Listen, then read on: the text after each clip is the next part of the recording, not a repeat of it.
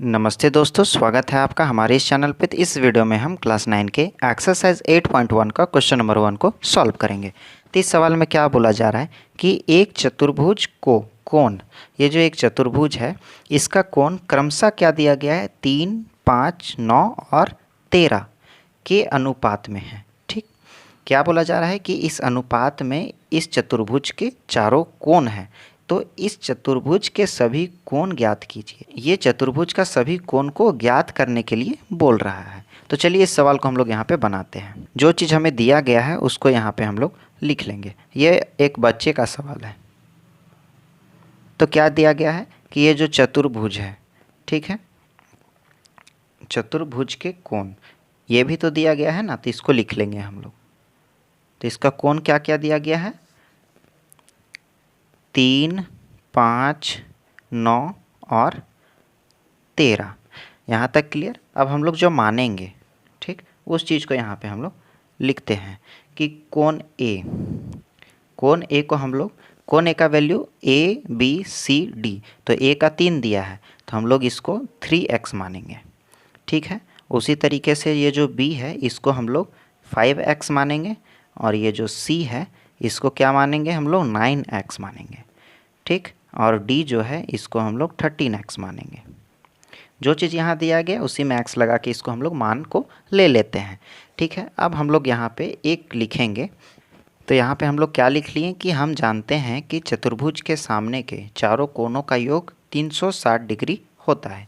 ये जो चतुर्भुज है इसके सभी कोणों का योग कितना होगा, 360 डिग्री। ठीक है, तो यहाँ पे हम लोग लिखेंगे कि कोण A प्लस कोण B प्लस कोण C प्लस कोण D बराबर क्या हो जाएगा, 360 डिग्री। ठीक है, अब कोण A का वैल्यू हम लोग कितना लिए थे, तो कोण A का वैल्यू हम लोग 3x लिए थे।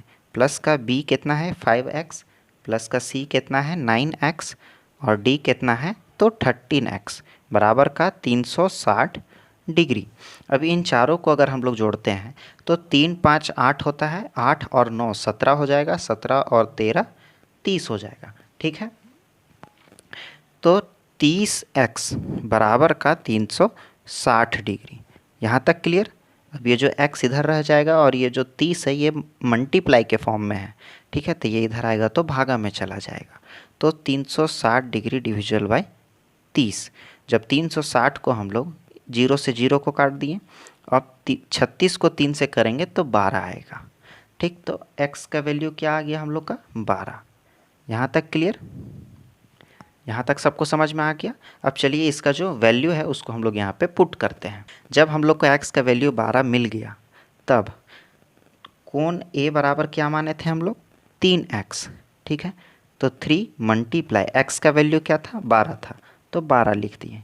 ठीक है, जब 12 तिया कितना होगा, तो 36 डिग्री हो जाएगा। तो यहाँ पे A का वैल्यू क्या हो गया हम लोग का, तो 36 डिग्री। हम यहीं पे बगल में लिख देते हैं। ठीक है, और कोण B बराबर कितना लिए थे, तो 5x।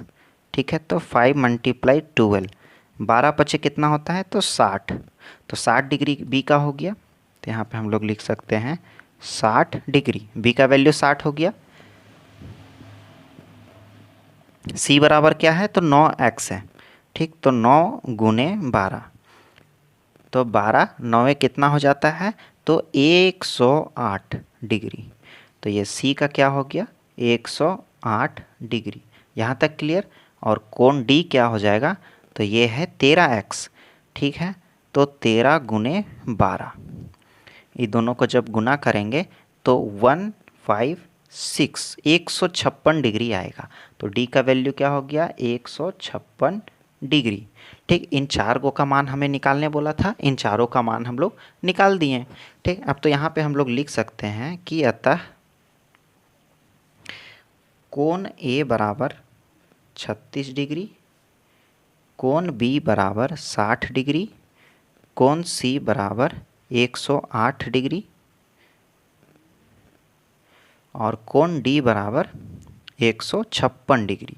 ये हो जाएगा इसका आंसर। ठीक है, इसको एक बार आप लोग नोट डाउन कर लीजिए।